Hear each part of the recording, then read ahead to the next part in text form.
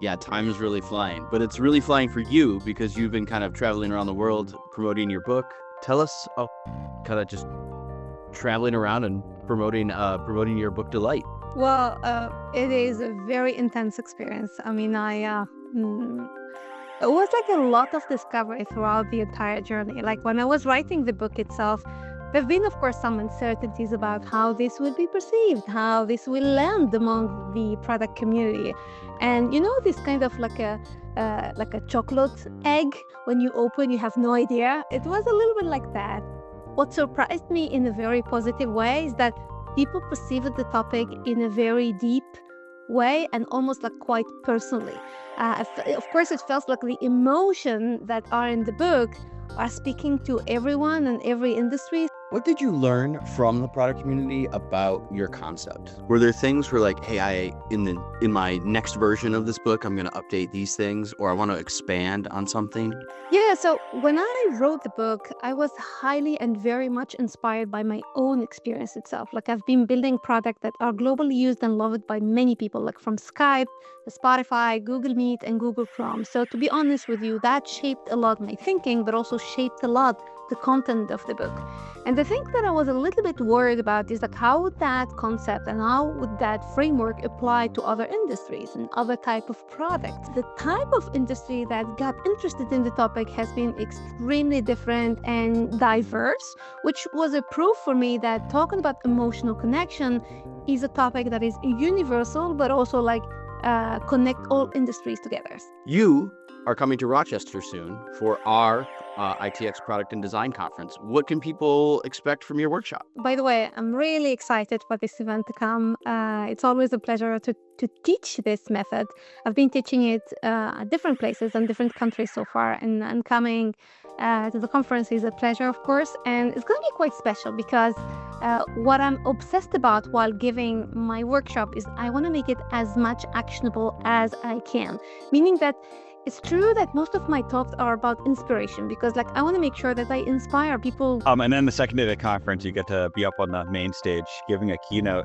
Yeah, any sneak peek that you can offer? I'm gonna talk for the very first time about something I have not spoken about before, which is how to add delight in your AI products. So I've been very quiet about AI over the last couple of months. Like I really believed in the humanization and the human aspect, but now the product is the conversation. I mean, if you see how you're using Claude or how you're using ChatGPT, the product itself is becoming the conversation itself. And so how can we add delight in these kind of experiences? That's something new that I'm going to be talking about.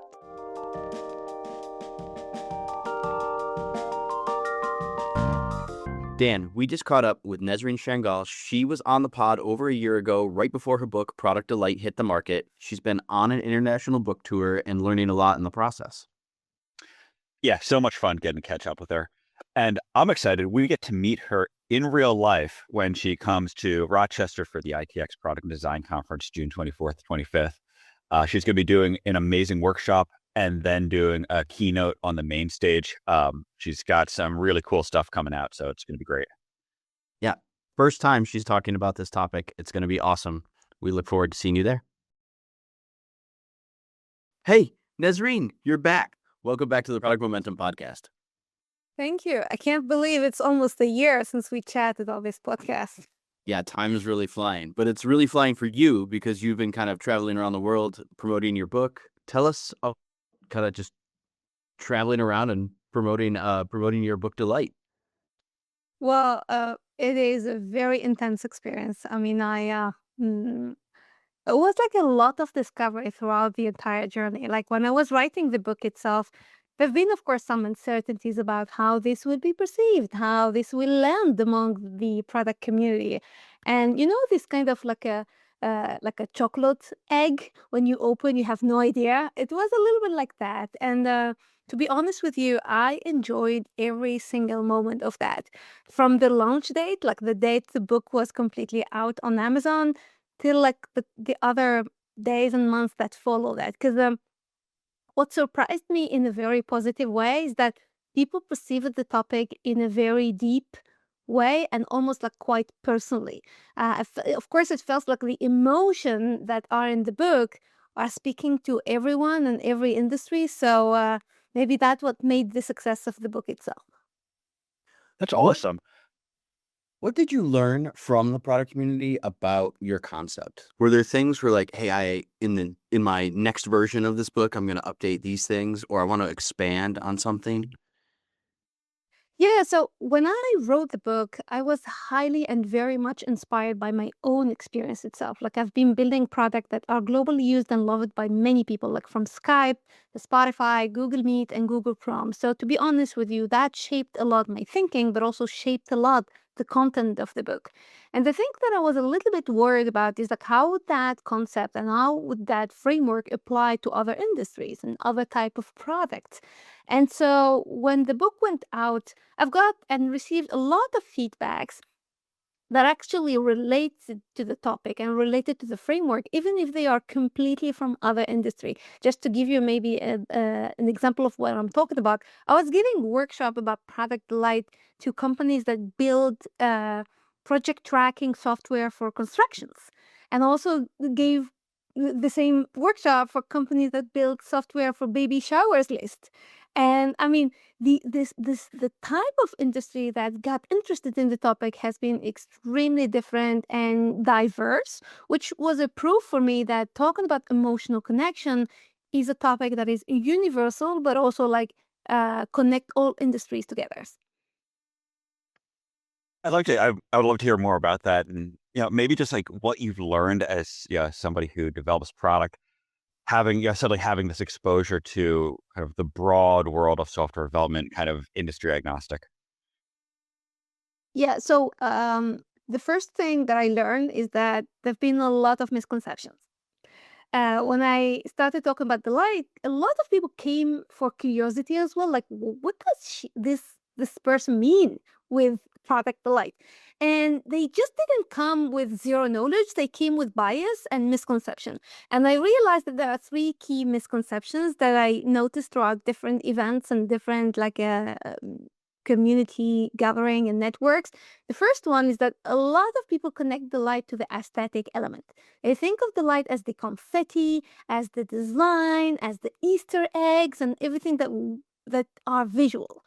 And to be honest with you, this is very different from my own definition of product delight. Product delight is the entire experience, is actually the feeling that user would experience while using the product. It doesn't have to do anything with the design itself or like the visual itself. So that's the first misconception. The second misconception is some people also connect the light to gamification. They actually think that if I add a lot of gamification in my product, that would delight my customers. And I was there saying, actually, it's the exact opposite. To be honest, if I'm scrolling forever on Instagram and I'm getting like a notification saying, hey, you should probably use your time in a better way, that's delight. You see what I mean? So delight is about, again, making people feel good while using the product. However, gamification is about making people stay in the product, which is complete different aspect. And just to finish with the misconceptions, the third one, which was very strong, a lot of people connected the light to B2C. And so the fact that I ended up speaking in big companies like Miro or Atlassian, and those are like big B2B product, was a proof that we live in a world that people are also expecting their emotion to be honored in a B2B space. That's why like I've been talking a lot about B2H, which is business to human. And as long as the product is used by a human being, then of course they deserve their emotion to be honored. And these are the key learning. I learned that people are coming with misconception. I was really honored to try to at least clarify these and make sure that no, again, we need to build product that make people feel good. Yeah.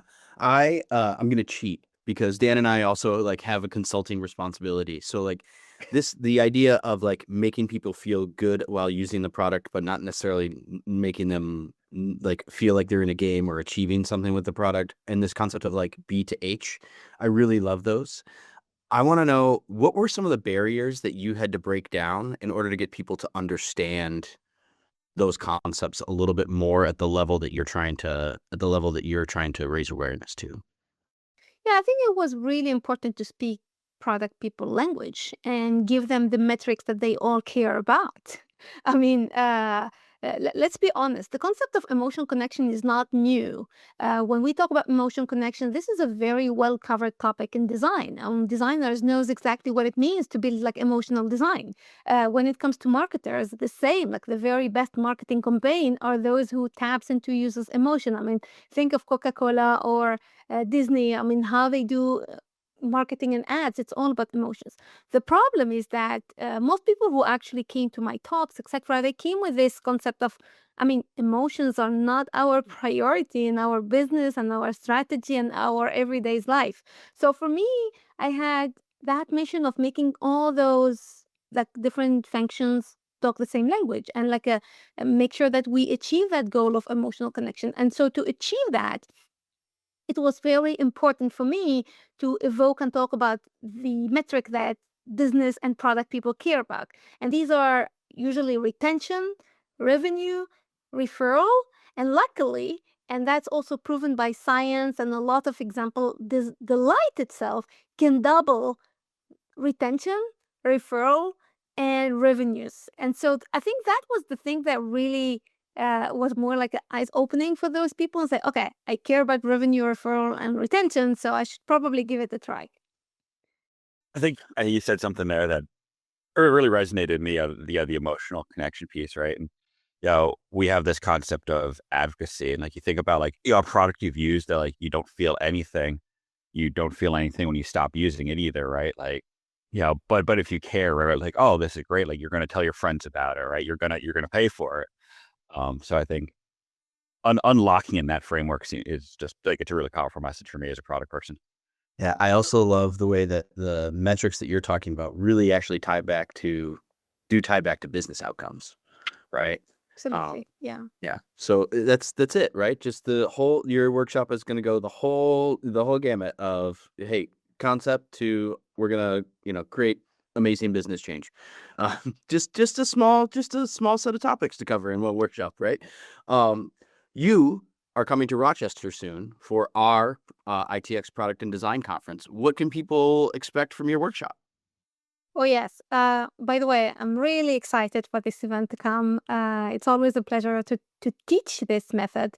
I've been teaching it at different places and different countries so far, and coming to the conference is a pleasure, of course. And it's going to be quite special because what I'm obsessed about while giving my workshop is I want to make it as much actionable as I can, meaning that it's true that most of my talks are about inspiration because like I want to make sure that I inspire people. I want to make sure that people get hooked into this kind of topic and at least give them the appetite to try it out for their product. But when it comes to workshop, we get hands dirty. I mean, it feels weird to say hands dirty in delight, but I mean, let's use the term.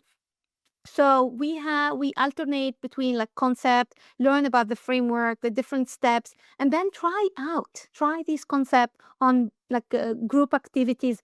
And it's funny because from my workshop, some people decide to take like a case studies, others decide to work on their own products. So we can apply those concepts on their own product and get out of the workshop with concrete ideas of how you can add more delight in your own product. And that's completely up to the audience how they want to practice and how they want to implement these concepts during the exercise sessions.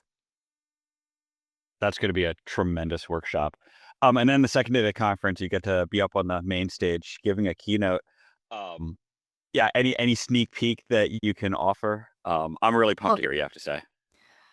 I'm going to talk for the very first time about something I have not spoken about before, which is how to add delight in your AI products. So I've been very quiet about AI over the last couple of months. Like I really believed in the humanization and the human aspect, but now the product is the conversation. I mean, if you see how you're using Claude or how you're using ChatGPT, the product itself is becoming the conversation itself. And so how can we add delight in these kind of experiences? That's something new that I'm going to be talking about. Well, we love being brave and talking about things and that you are going to bring a new concept to us for the first time. The keynote day is really one of my favorite days of the year. We get 200 people in the ballroom, in the big space. There's a lot of moving around, and we've got some new concepts this year. So around like the way that we've designed the ballroom space. So we're pretty excited for that. But we really appreciate you bringing kind of like a learning by doing method to your workshop, because that's what the workshop day, people are really looking for those opportunities, not just to like learn directly from somebody, but to actively do something where they're either following a scenario or they're using their own experience of their own products against the concepts that they're learning. And it's a huge day for everybody that gets to attend. So we really appreciate you being a part of that. And we're also excited to have you in Rochester, New York during the International Jazz Fest. So I don't know what your schedule is, but the streets will be shut down, right? People will be outside having a good time. Hopefully the weather cooperates this year. But it's gonna be a great experience. One last thing that I wanted to touch on is, as you are moving between different international audiences, right? Because you are based in France, right? You're going to be coming to the US. Do you notice anything, like any regional differences about the approach to product or the approach to like producing things that delight people? I don't think it's a matter of country or like a cultural aspect. It's a matter of maturity of the company that I want to talk about. So yes, I was giving talks and workshop at different level and different like industry from different stages and maturities. And what I noticed is that most companies that are quite mature and they are very well established struggle to add delight, rather than like those that are like more in a startup phase where they want to add that delight concept as soon as possible and brand and like build that brand and personality that will like immediately connect with people at the emotional level. At least that's what I noticed so far. Even if I still believe that whether you are mature or not, there's some concept. I mean, I developed a framework. I spent a lot of years working on that framework to make sure that it's actually actionable for all industries. Even if it's easier when it's built from the start. I mean, think about Slack or like those companies that were born with delight in mind. Of course, this will help a lot with the adoption and retention. But if you're established, you're already like in a good state because you have a good customer base and you're already successful in your space, but you need to stand out in order to maintain them. And so that's why it's not because you're established that you should ignore the light, but rather in order to keep being established and like keep being successful, you need to add those element of delight in your product anyway. Almost like companies that are, kind of starting up, they're delight native, if you will. Yeah. So I'm curious with that, right? You mentioned that the struggle, of a large, established company bringing delight in. What about the tension of a company, right? That's building a product, they're building delight in and losing that. Like, how do they make sure that they maintain that focus over time and don't become a large company that's kind of lost delight as one of their core principles? Well, in my case, I had different way of building the light, whether at Spotify or at Google, and both experiences are extremely different, by the way. For example, at Google, I had a very special role where I was actually the product leader for Delight. I know that very rare company do like a hire an entire job and an entire team for building Delight. But for me, it was a special moment where I really had to focus on that, make it my own priority, and there was no priority conflict. So let's not think too much about that. At Spotify, on the other hand, like I was a regular PM sitting on a backlog on fire with so many priorities conflicting with each other's. But that did not stop us from always like challenging ourselves and having a special look at the roadmap and say, is there any element of delight in my roadmap?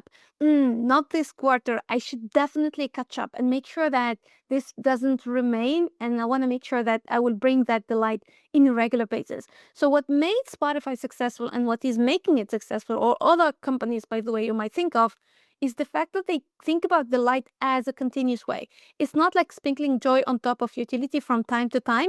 It's about having it as part of a culture. I mean, I call it today the culture of the light.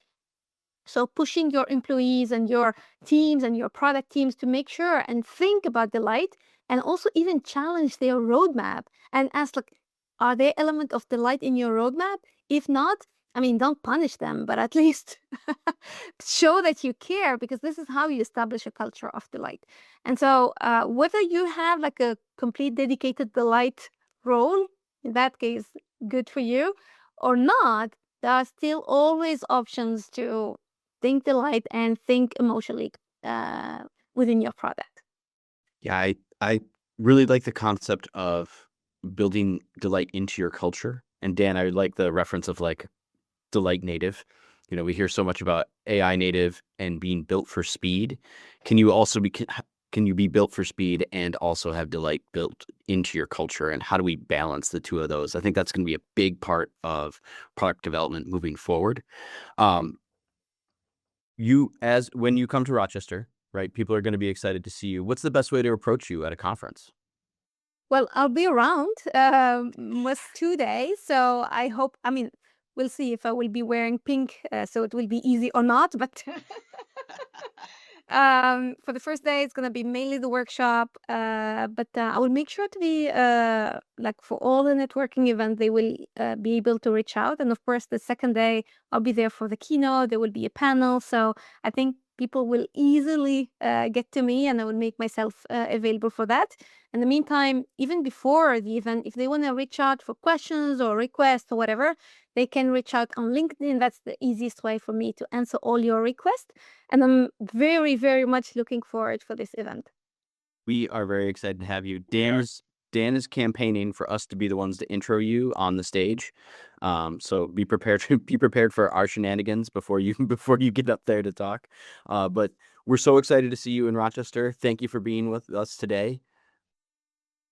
I cannot wait. And Do. just congrats on your book tour and all the work you've been doing, following up, publishing a book, writing the book super hard, then having the book get out there is even harder. Yeah, and I don't know if our people know that there will be books as well during the conference. So maybe, I don't know if we keep that surprise. It's not a surprise anymore, but there will be books. All right, awesome. Amazing. Well, thank you so much for being with us today. Yeah, it's always a Yeah. pleasure. Thanks.